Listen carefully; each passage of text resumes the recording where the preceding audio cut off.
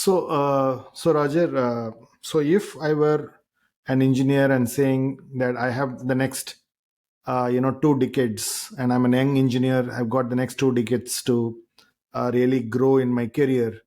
Uh, what skills do you think, now having done, a full round of, what you have done, what would you recommend to me, saying which skills are very very important for me, and I should go about mastering those skills? Give me the top 3 or 4.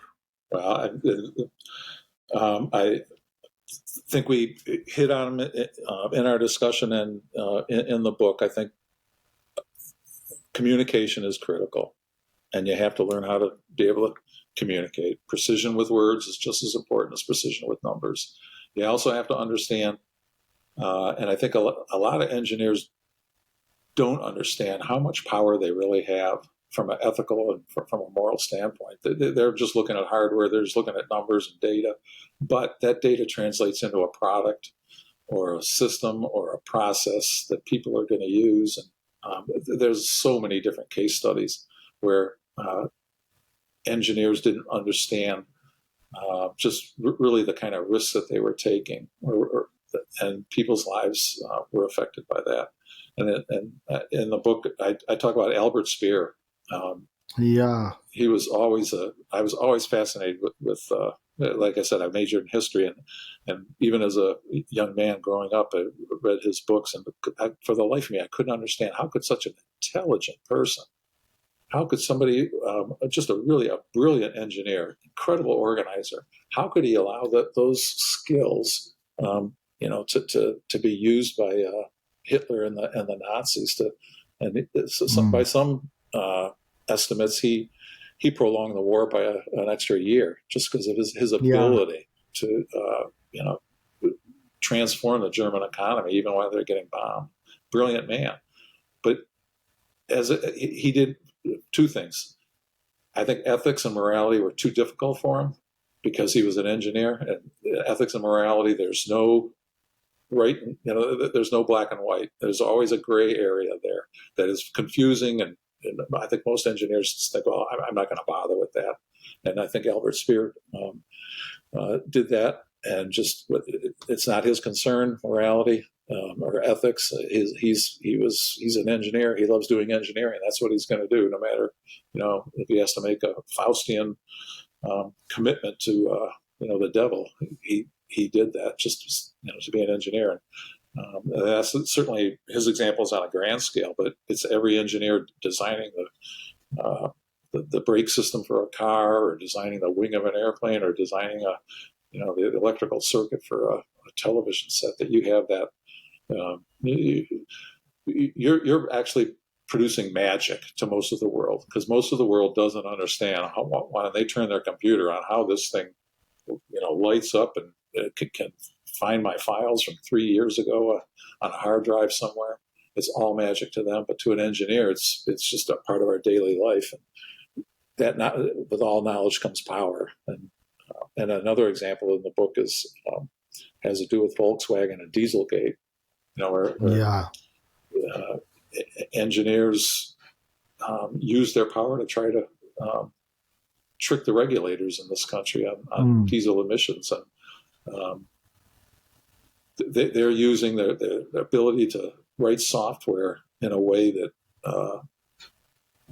was hurtful. So therefore, what you're really saying is learn the communication skills, learn precision with words, think of dealing with grace, be ready to accept there is inefficiency when you manage people. Look at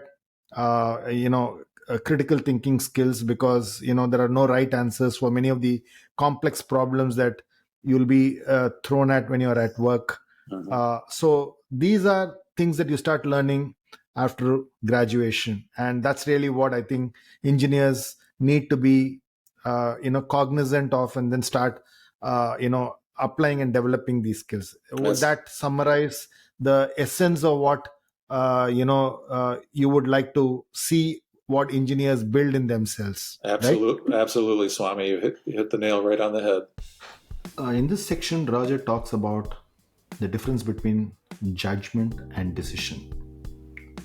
And judgment has a certain qualitative aspect to it, which is how do I go about finally taking action?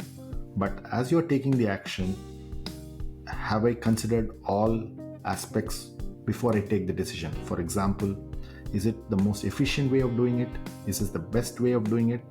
Am I saving enough money if this decision is implemented? Is it most ethical? Is it the best way to get this done? And am I ensuring that there is ethics in the decision making?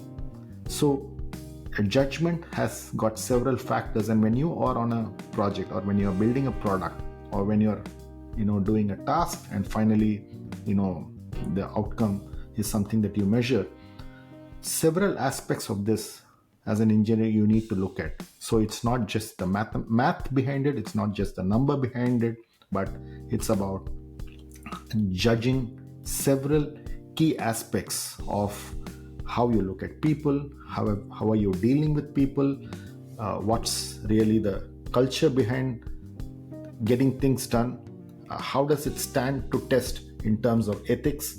All this is finally how you need to make a judgment, and therefore mixing the qualitative and the quantitative aspects is where you differentiate between a judgment and finally taking a decision.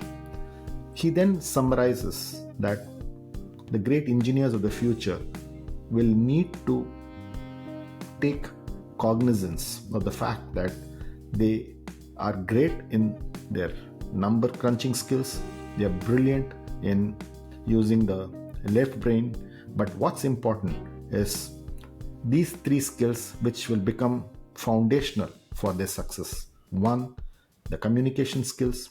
The second is the decision making skills, and the last one is working with people. Your ability to mix the IQ with the EQ will stand the test of time for your success as an engineer in your career.